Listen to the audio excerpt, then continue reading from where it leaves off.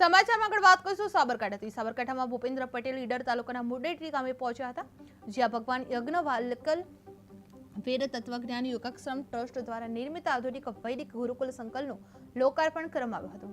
આ ગુરુકુલમાં ધોરણ 1 થી કોલેજ સુધીનો અભ્યાસ કરવામાં આવે છે અને દેશભરના વિદ્યાર્થીઓ સંસ્કૃત તથા વેદનું જ્ઞાન મેળવી રહ્યા છે। જે રહેલું છે એ તત્વજ્ઞાન બાળકો સુધી પહોંચે એ માટેનું એક સંકુલ જ નહીં, પરંતુ સનાતન જ્ઞાનને હાલની પેઢીમાં ઉજાગર કરતા ચેતના કેન્દ્રના લોકાર્પણનો છે।